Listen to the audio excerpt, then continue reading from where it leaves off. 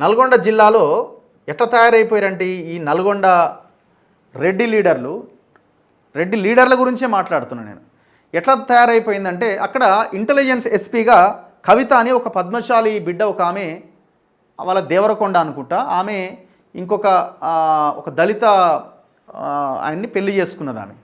ఆయన కూడా SP rank DSP rank ఏదో సంథింగ్, ఆయన కూడా పోలీస్ ఆఫీసరే. అది పక్కన పెట్టండి. అయితే ఆమె ఏం చేసిందట అంటే లోకల్గా ఈ వీళ్ళు చేస్తున్న దందాలు ₹1,00,000 కూడా వదిలిపెడతలేరట. నల్గొండలో ₹1,00,000 కూడా 50,000 కాంచి వదిలిపెడతలేరట.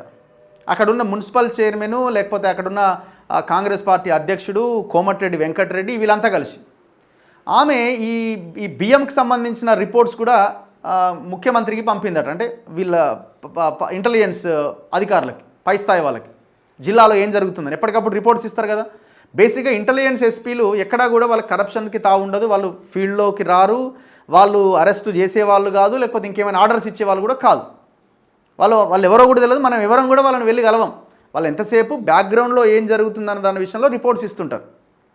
ఇప్పుడు ఆమె నల్గొండ జిల్లాలో ఎస్పీగా, ఇంటెలిజెన్స్ ఎస్పీగా పనిచేస్తుంటే ఎప్పటికప్పుడు రిపోర్ట్స్ పంపిస్తుందట. ఇగో వీళ్ళు ₹1,00,000 కూడా వదులుతలేరు, 50,000 కూడా వదులుతలేరు, చాలా దారుణంగా ఉన్నది పరిస్థితి, ఇక్కడ బియ్యం దందా జరిగింది, ఇట్లా జరిగిందని మొత్తం రిపోర్ట్స్ అన్ని పంపిస్తున్నదట.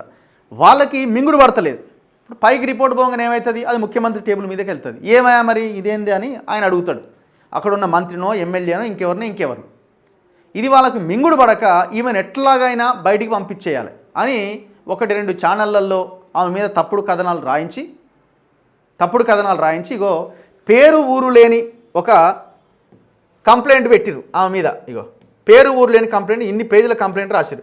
నాకు తెలిసి ఇది కూడా వాళ్ళ ఆఫీసులోనే ఇది మొత్తం ఈ ఫ్రేమ్వర్క్ జరిగినట్టుగా కనిపిస్తూ ఉన్నది.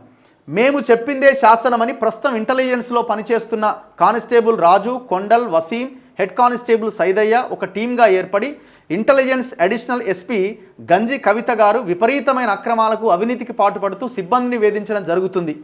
ఆ వివరాలు ఏంటి? 2017 నవంబర్లో నల్గొండ ఇంటెలిజెన్స్కు డిఎస్పీగా గంజి కవిత గారు రావడం జరిగింది. అప్పటికి మేడం గారు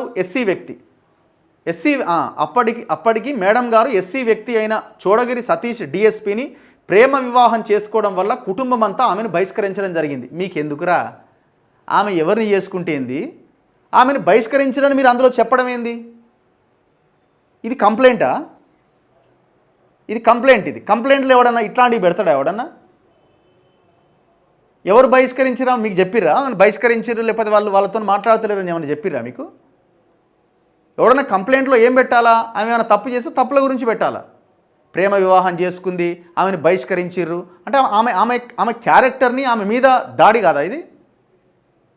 వీళ్ళు డైజెస్ట్ చేసుకోలేక, జీర్ణించుకోలేక ఆమె మీద కంప్లైంట్ పెడితే ఆయన ఎవరు, ఇంటెలిజెన్స్ చీఫ్గా ఉన్న శివధర్ రెడ్డి గారు మరి ఇవి చూసుకోవాలి కదా, మీరు చేయాలి కదా.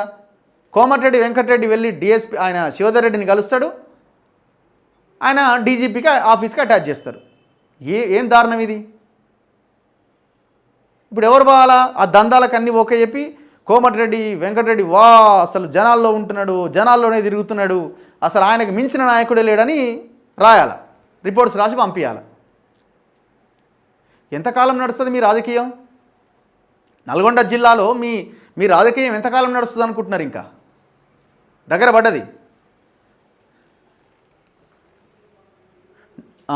నల్గొండకు వచ్చిన తర్వాత డ్రైవర్ అయిన రమేష్ మరియు పాండయ్య అనే హెడ్ కానిస్టేబుల్ మేడం తల్లి కుటుంబంతో మాట్లాడి వారిని కలపడం జరిగిందంటే ఎందుకురా బాబు ఇది కంప్లైంట్ కాపీలో మీరు?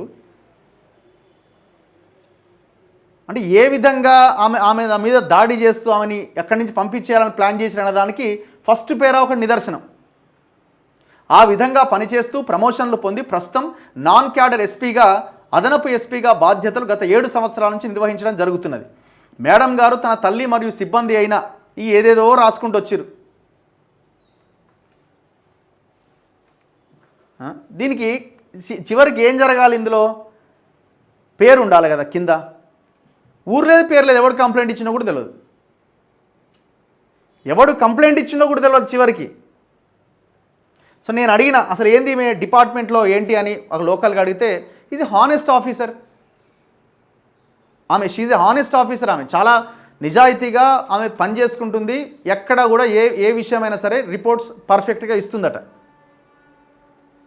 ఎంత దుర్మార్గులు వీళ్ళు చూడండి. రాజకీయంగా